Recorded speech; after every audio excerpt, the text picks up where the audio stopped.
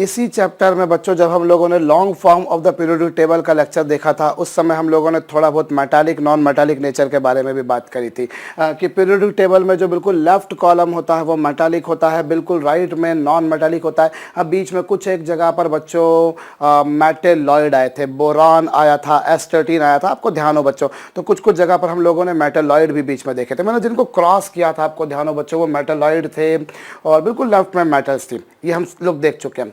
Exactly metals क्या होती है बच्चों? एसेस तो मेटल की काफ़ी सारी कैरेक्टरिस्टिक्स होती हैं कि उनमें एक अच्छी लस्टर, एक अच्छी चमक पाई जाती है। वो इलेक्ट्रोपॉजिटिव होती हैं, वो इलेक्ट्रिसिटी की कंडक्टर होती हैं, हीट की कंडक्टर होती है, टेंसाइल होती हैं, आप बजाने से आवाज़ होती है। ये सभी चीज़ें हम लोग बच्चों जूनियर क्लास में भी मेरे ख्याल से आप लोग पढ़ चुके हैं। तो अभी जस्ट थोड़ा सा एक उसके बारे में हमको पढ़ना है कि राइट में जाने पर, डाउनवर्ड जाने पर किस तरह के वेरिएशंस आते हैं। देखिए, आप लोग एक बात जानते हैं बच्चों, जो मेटल्स होती हैं दे आर बेसिकली इलेक्ट्रोपॉजिटिव। वो इलेक्ट्रोपॉजिटिव होती है बच्चों। मेटल्स की विशेषता ये होती है कि उनमें इलेक्ट्रॉन को रिलीज करने की टेंडेंसी होती है, विद्युत धनात्मक होती हैं बच्चों। और इलेक्ट्रोपॉजिटिव होने के कारण ही अगर हम देखें बच्चों, तो राइट में जाने पर हम लोग जानते हैं बच्चों इलेक्ट्रोपॉजिटिविटी डिक्रीज होती है, इलेक्ट्रोपॉजिटिविटी में डिक्रीमेंट आता है। इसीलिए बच्चों जो मेटालिक नेचर है, राइट में जाने पर मेटालिक नेचर बच्चों कम होता है, metallic nature is decreased when you move rightward in the period due to decrease of electropositive nature। बच्चों मेटालिक नेचर डिक्रीज होता है, और अगर मेटालिक नेचर डिक्रीज हुआ है तो नेचुरल सी बात है कि नॉन मेटालिक नेचर जो होगा बच्चों दैट विल इंक्रीज, वो बढ़ेगा। और अगर मैं बच्चों किसी ग्रुप में नीचे जाता हूं तो इलेक्ट्रोपॉजिटिविटी इंक्रीज होती है। ग्रुप में आप नीचे जाएंगे बच्चों तो इलेक्ट्रोपॉजिटिविटी इंक्रीज होगी। सो जो मेटालिक बिहेवियर होगा बच्चों, जो धात्विक प्रवृत्ति होगी, वो मेटालिक नेचर बच्चों इंक्रीज होगा। और मेटालिक नेचर अगर इंक्रीज होगा बच्चों तो नॉन मेटालिक नेचर बच्चों डिक्रीज होगा, नॉन मेटालिक नेचर डिक्रीज होगा और मेटालिक नेचर इंक्रीज होगा। इसीलिए आप पाएंगे बच्चों, आप कोई भी फैमिली लीजिए, आप कोई भी फैमिली लीजिए, आप अल्कली मेटल की लीजिए, अल्कलाइन अर्थ मेटल की लीजिए, even boron family, carbon family, किसी भी फैमिली में आप देखेंगे सबसे आखिरी जो एलिमेंट होता है बच्चों वो मेटल है। केवल नोबल गैस फैमिली ही ऐसी है बच्चों जो मेटल नहीं है, वो नॉन मेटल है। नोबल गैस तो सारी नॉन मेटल थी, अगर आपको ध्यान हो बच्चों, नोबल गैस तो सारी की सारी ही नॉन मेटल थी, सारी की सारी गैस थी, आपको ध्यान हो। हेलोजन्स में ब्रोमीन जो था बच्चों वो लिक्विड था, क्लोरीन गैस था, आयोडीन जो होता है बच्चों वो वोलेटाइल सॉलिड होता है, वाष्पशील ठोस होता है।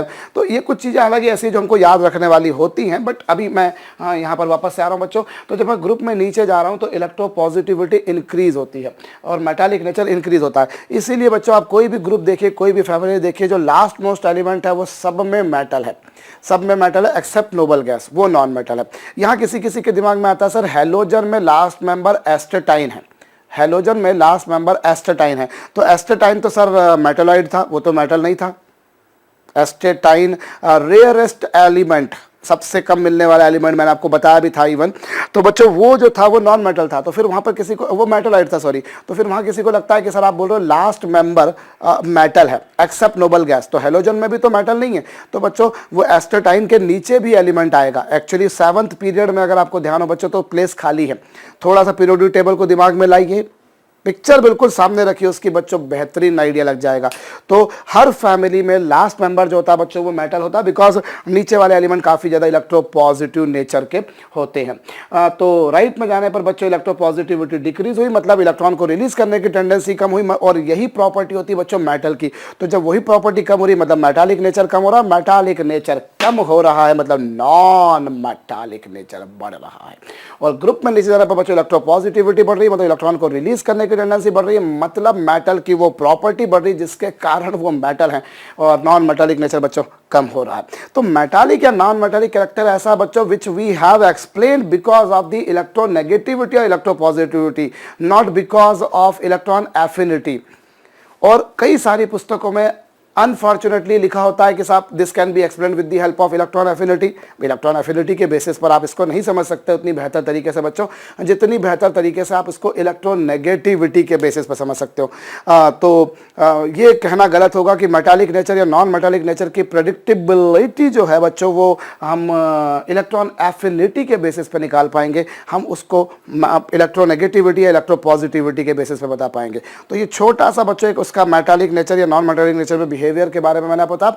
अभी बच्चों जस्ट थोड़ी देर में आपके स्क्रीन पर कुछ पॉइंट्स आएंगे जो मेटल और नॉन मेटल से रिलेटेड होंगे, जो आपको स्मरण रखने योग्य हैं, याद रखने योग्य हैं।